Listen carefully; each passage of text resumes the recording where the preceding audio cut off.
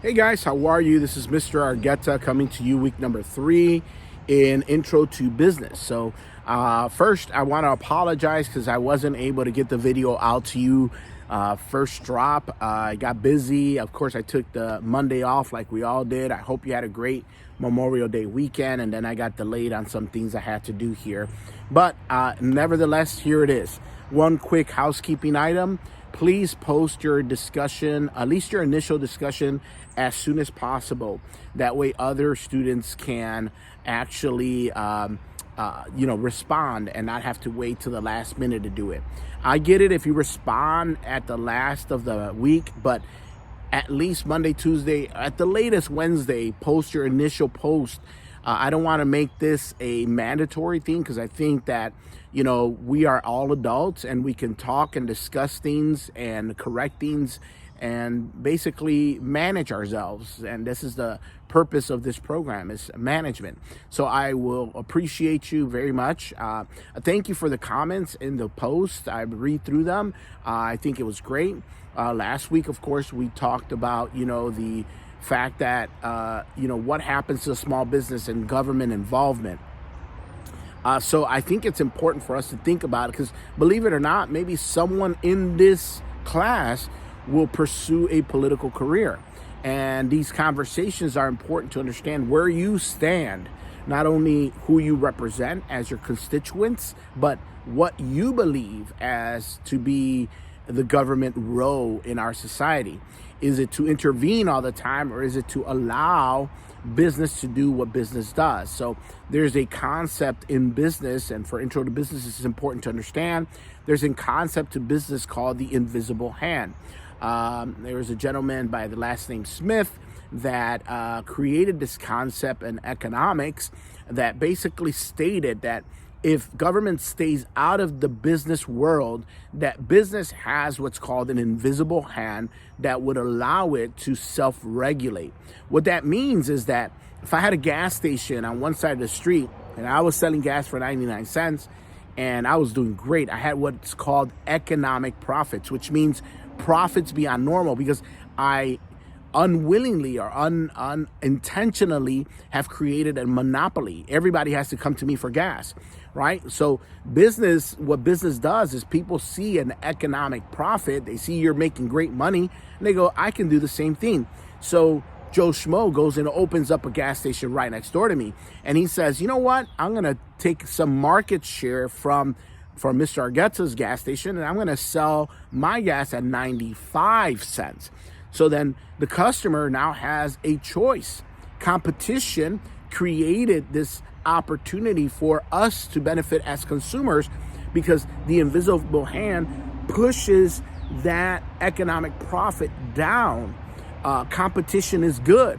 So then what happens is customers go, hey, I think Mr. Argueta is great, but man, I'm saving 5 cents a gallon. I'm going across the street. And I look across the street and I go, man, Joe Schmo really messed up my business. I was really rocking. So in order to compete against him, guess what I'm going to do? Exactly. I'm going to lower my price to 90 cents a gallon and then pushes that down again. So now I'm not making as much and he's not making as much because he's going to feel the pressure to eventually equilibrium happens. He eventually says, listen, maybe not intentionally speak with me, but he goes, why don't we just let the people decide and I'll put my price at 90 cents and we both agree, or don't agree naturally, but unintentionally agree that we're okay with 90 cents. We're making money. Both of us are profitable and we're not hurting each other. So I finally agree and Joe Schmo agrees to not legally, because that's illegal. That's fixing the system. That's not right. But you'll see, just drive down the street. Two gas stations across the street from each other, and they're basically pennies apart, if not exactly the same price.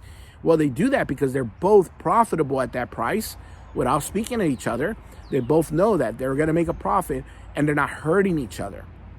So now you decide, right? So the concept of the invisible hand is very important for people who believe in this concept. And if you study economy further, There's a Keynesian model, which basically involves government involvement. There's another model that's more like hands off, like the classical view, hands off. Government shouldn't get involved in business. Let business do what business does, and the invisible hand will take care of that. So I appreciate the conversation. I think it's a wonderful topic. This week, we're talking about becoming a better leader. And this is something that I want you to explore not only in your own personality, and if you have the time, this is not a requirement of the class, but it is a highly suggested thing to do. Excuse me. I would look up Myers-Briggs, the Myers-Briggs personality test.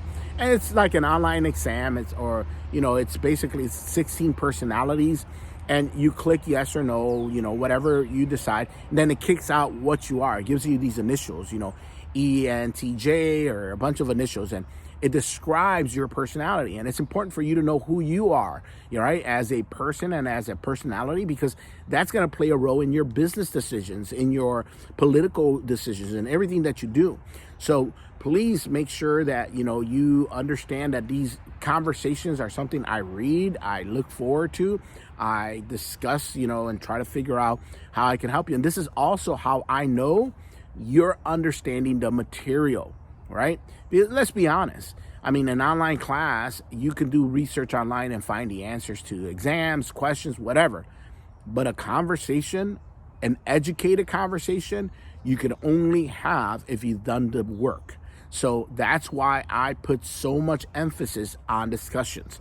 So guys, I'll leave you with that. I hope you had a great holiday.